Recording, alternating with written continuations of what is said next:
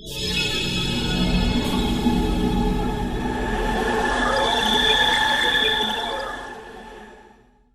Technology में एक basic सी example है कि पाकिस्तान में अब जाके लोग हार्वेस्टिंग करना शुरू हुए हैं। पहले थ्रेशर और वही 20 साल 25 साल वाली टेक्निक इस्तेमाल कर रहे थे। बैल इस्तेमाल होते थे, ट्रैक्टर हो रहे हैं, ट्रैक्टर तो हो ही रहे थे, लेकिन मैं सिर्फ एक उसको काटने का जो मतलब कि जिस तरह आप हार्वेस्ट करते हैं गंदम को, तो अब हार्वेस्टर लेके आ रहे हैं लोग।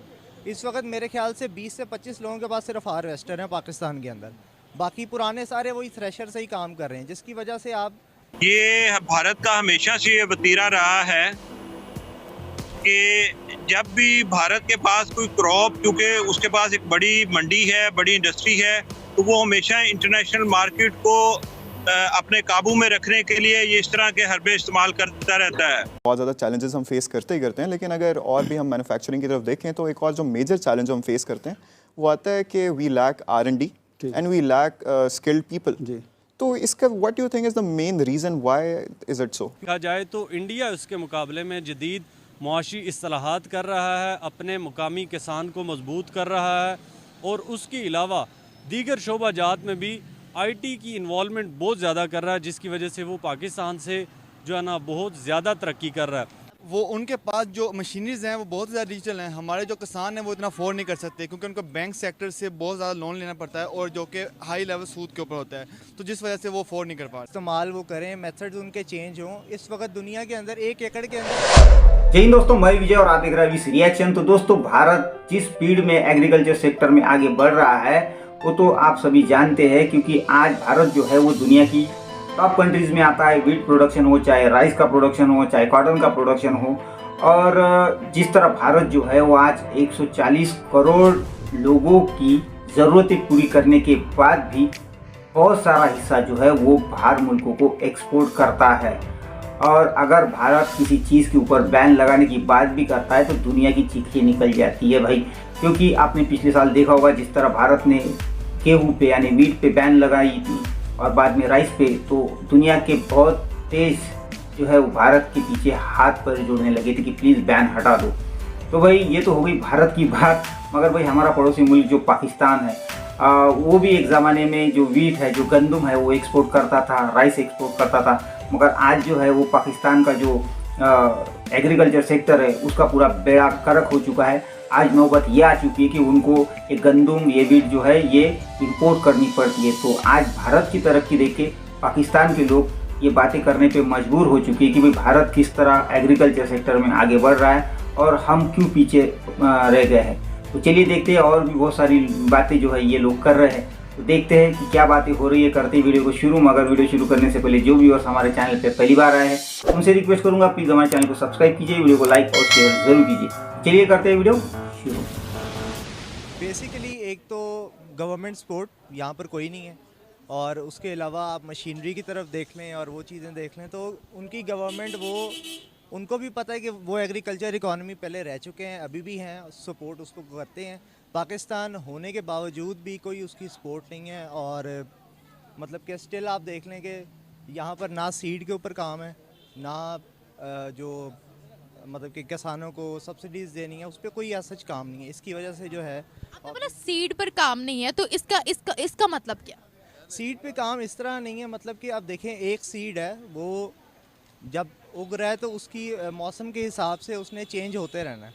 अब जब तक आप उस पर वर्किंग नहीं करेंगे और उसके ऊपर नई उसको मतलब कि आप अकॉर्डिंग टू रिसर्च करके कि नया टेम्परेचर चेंज क्या हो रहा है, क्लाइमेट चेंज हो रहा है, उसके ऊपर कौन से पेस्ट का अटैक हो रहा है, जब तक वो नहीं होगा तो वो कभी भी जो है अपना वो सीड उतनी यील्ड नहीं दे सकेगा जो हम चाहते हैं। आपको पता है, अगर हाँ कंप्लीट कर लीजिए फिर। जी मेरा हो गया। अच्छा सर, आपने सीड की बात की है, तो ये पूरी एक तहकीक है कि हमारे जो चावलों के सीड है वो भारत से आते हैं। एग्जैक्टली, क्योंकि उनकी एक तो बात ये है कि हमारा और उनका क्लाइमेट सेम है, तो उस वजह से सीड तो आता है। बट बात तो ये है ना कि हम खुद एक एग्रीकल्चर इकॉनमी है, तो हम क्यों नहीं सीड के ऊपर वर्किंग करते, क्योंकि एग्जैक्टली सेम तो क्लाइमेट नहीं है। क्लाइमेट कुछ ना कुछ फ़र्क है, पानी का फ़र्क है और न्यूट्रिशंस का फ़र्क है, तो उसकी वजह से जब तक यहाँ पर लोकली काम नहीं करेंगे तो किसान कभी भी जो है वो उस तरह उसकी प्रोडक्शन नहीं मिल सकती है। आखिर हमने इस मुल्क को चलाना क्या? रीजन में आप देखें बांग्लादेश के अंदर आज क्या कॉन्ट्रडिक्शंस नजर आ रही हैं? आप वो तरक्की कर रहे हैं, इंडिया के अंदर क्या नजर आ रही है? तरक्की कर रही है, लेकिन उसकी डेमोक्रेसी पॉलिटिक्स के ऊपर नहीं जाते, उसके अंदर मसाइल बहुत ज्यादा है। बट हमारी प्रिंसिपल कॉन्ट्रडिक्शन क्या है? हमारी प्रिंसिपल कॉन्ट्रडिक्शन, अगर हम फेयरली बात करें, तो यह है कि ये मुल्क चलाना किसने, ये कॉन्ट्रडिक्शन है ना। क्या आज सियासतदानों के पास आपके ख्याल में इतनी लिबर्टी है? माजी के अंदर मियां नवाज शरीफ साहब ने कोशिश करके देख ली, पीपल्स पार्टी ने, आसिफ जरदारी साहब ने कोशिश करके देख ली, क्या वो इंडिया के साथ ताल्लुकात ठीक कर सके? क्या आज हुकूमत ये फैसला करने का इख्तियार रखती है कि वो इंडिया के साथ ट्रेड कर सके? ये एशियन सेंचुरी है ना, इसमें चाइना और इंडिया उभर कर सामने आ रहे हैं, G20 का वहां पे वो हो रहा है, SCO हो रही है, कोई इनकार कर सकता है इससे? क्या हम इंडिया के साथ ट्रेड कर सकते हैं फिर भी? सर आपने हार्वेस्टिंग की बात की है, तो भारत में क्या हार्वेस्टिंग का मेथड है?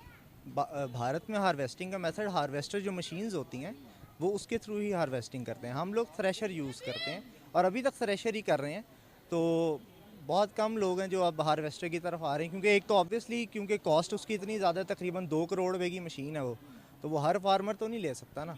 लेकिन वहाँ के फार्मर कैसे जो है वो अफोर्ड कर लेते हैं? सब्सिडीज़ है ना उनके पास, दे हैव द सब्सिडीज़, और वहाँ पर वो सब्सिडीज़ उनको मिल रही हैं, गवर्नमेंट सपोर्ट कर रही है। इंटरेस्ट रेट कम है, आप इंटरेस्ट रेट देख लें, 22% पे इंटरेस्ट रेट है, तो कभी भी नहीं हो सकता। लाइक आप किसको प्रॉफिट मार्जिन ही इतना नहीं है, तो इंटरेस्ट रेट आप कैसे उस इंटरेस्ट रेट पे लोन लेंगे? अभी तो मेरे ख्याल में जो हमारा एग्रीकल्चर जो है, जो शुरू से हमारा रहा है बिजनेस हमारे इस मुल्क का, उस एग्रीकल्चर को ही थोड़ा सा अगर बेहतर किया जाए। जैसे मैं आपको टी का बता रहा था कि हम साल की 200 अरब की चाय पीते हैं, और ये 200 अरब वो है जो नंबर्स में हैं, जो फाइलों में है। इसके अलावा आपको पता स्मगलिंग होती है, अंडर इन्वेस्टिंग होती है, तो मुझे लगता है कि हम 400 अरब की चाय पी जाते हैं साल में।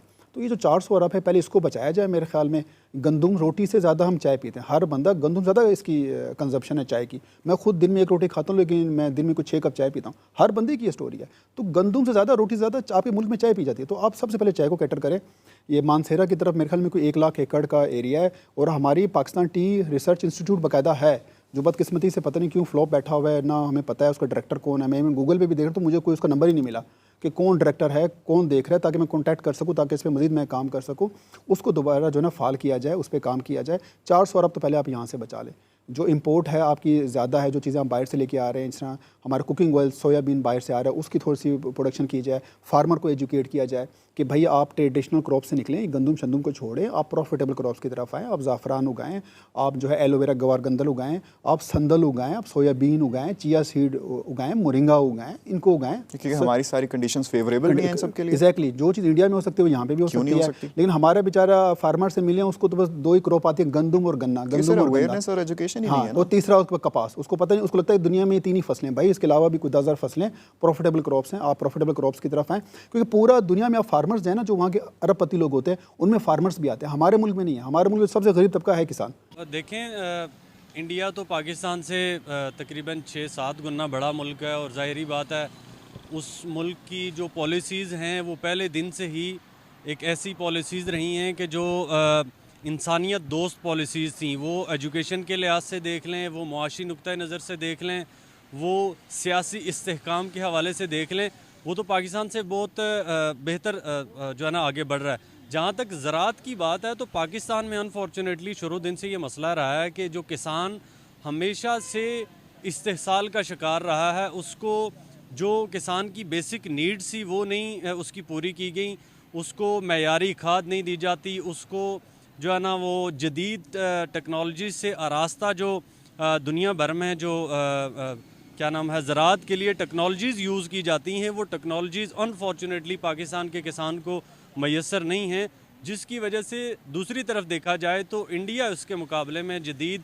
मुआशी इस्लाहात कर रहा है, अपने मुकामी किसान को मजबूत कर रहा है, और उसके अलावा दीगर शोबाजात में भी IT की इन्वॉल्वमेंट बहुत ज़्यादा कर रहा है, जिसकी वजह से वो पाकिस्तान से जो है ना बहुत ज़्यादा तरक्की कर रहा है। गो कि पाकिस्तान में भी गुज़श्ता 2021 में सबसे ज़्यादा ये गंदम में पैदावार ज़्यादा हुई थी, लेकिन अगर हम इंडिया से इसका तकाबली जायज़ा लेंगे तो इंडिया जो है ना वो तकरीबन बहुत ज़्यादा आगे जा रहा है, और पाकिस्तान का उसके साथ कोई मुकाबला नहीं बनता। उन्होंने 2022 में वीट के एक्सपोर्ट को बैन किया था, इससे भी वर्ल्ड को बड़ा असर पड़ा था, क्या कहते हैं? देखें, इस वक्त तो इंडिया एक बहुत बड़ी मार्केट बन चुकी है, जिसको दुनिया के लिए नज़रअंदाज करना बहुत मुश्किल हो चुका है। पाकिस्तान तो ग्लोबली कोई हैसियत नहीं रखता, जिस तरह से इंडिया एक बहुत बड़ी मार्केट बनी हुई है। आप IT में देख लें, आप माइक्रोसॉफ्ट में देख लें, दुनिया के जितने भी बड़े बड़े जो है ना वो प्लेटफॉर्म्स हैं, उनमें इंडियंस बहुत ज़्यादा आगे हैं एज़ कम्पेयर टू पाकिस्तान। तो इस ज़मन में यही बात है कि वो जो रियासत है वो एक स्ट्रेट फॉरवर्ड पॉलिसीज़ बनाती है ज़राअत के हवाले से, उन पॉलिसीज़ पे फिर अमल दरामद किया जाता है। यहाँ ये पॉलिसीज़ बनती हैं और वहाँ क्या पॉलिसीज़ हैं?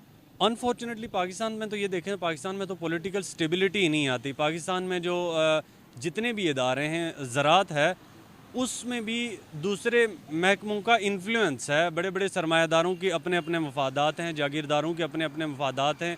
वो फिर ज़राअत को अपने मफाद के लिए इस्तेमाल करते हैं, न कि कंट्री के मफाद के लिए। अब इसमें एक चीज़ ये है कि इंडिया में पॉलिटिकल स्टेबिलिटी है, जो भी इदारा है वो अपने हुदूद क़ुयूद में रह कर काम कर रहा है। अनफॉर्चुनेटली पाकिस्तान डे 1 से ये बहुत बड़ा मसला रहा है कि पॉलिटिकल स्टेबिलिटी नहीं रही। ये बहुत बड़ी एक वजह है जिस वजह से हम किसी भी शोबे में कोई परफॉर्मेंस नहीं दे पा रहे। तो दोस्तों ये थी आज की वीडियो, और सबसे पहले तो मुझे यार एक बात के ऊपर थोड़ा सा शॉक लगा कि ये जो भाई बता रहे थे कि पाकिस्तान के अंदर सिर्फ 10-20 हार्वेस्टर है, तो यार ये तो कुछ भी नहीं। और ये पूरे पाकिस्तान के अंदर सिर्फ 20 हार्वेस्टर की बात कर रहे हैं, ये तो शॉकिंग न्यूज़ है यार। और दूसरी बात, ये थ्रेशर पे काम करते हैं। वैसे तो थ्रेशर पे भारत में भी छोटे जो गांव होते हैं वहाँ पे किया जाता है, कुछ गांव के अंदर थ्रेशर चल रहा है अभी भी यहाँ पे, मगर हार्वेस्टर इतने हैं कि उनकी गिनती भी नहीं की जा सकती। ये एक नई ब्रेकिंग न्यूज़ है।